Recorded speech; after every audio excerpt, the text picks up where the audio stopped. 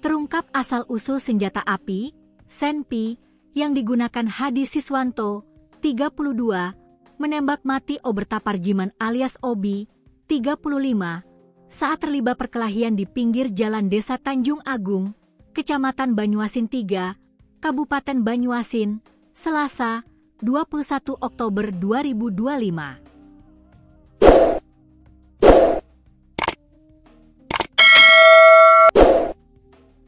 Pengusaha pemilik penginapan Oyewo yang berada di Kecamatan Banyuasin 3 Kabupaten Banyuasin ini mengaku, Senpi itu didapat dari temannya. Sudah 4 tahun lebih didapat dari kawan, kata Hadi menjawab pertanyaan Kapolres Banyuasin AKBP Ruri Prasetyowo saat rilis tersangka di Polres Banyuasin, Rabu, 22 Oktober 2025.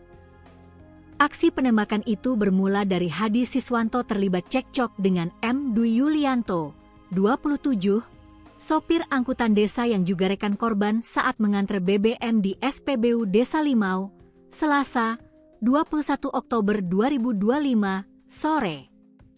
Hal ini diakui langsung oleh Hadi ke polisi. Kalau mau menurut jalurnya Pak, harusnya dia, rombongan sopir angkot, di jalur satunya.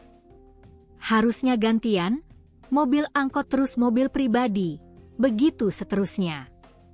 Tapi itu tidak terjadi, rombongan mereka terus, ujarnya kepada Kapolres.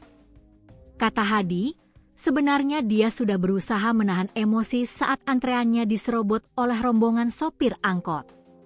Namun emosinya seketika memuncak ketika dimarahi oleh Dwi Yulianto, rekan korban karena dianggap menyerobot antrean. Mereka ambil antrean, oke saya diam. Terus ada sopir ekspedisi kasih saya jalan, silahkan Bapak maju saja. Setelah saya masuk, malah dimarahi oleh sopir ini, Dwi.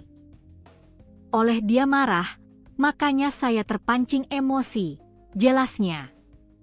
Sempat dipisahkan warga, rupanya keributan antara Hadi dan rekannya serta sejumlah sopir angkot kembali berlanjut di Jalan Lintas Palembang, Betung KM 41, Desa Tanjung Agung, Banyuasin.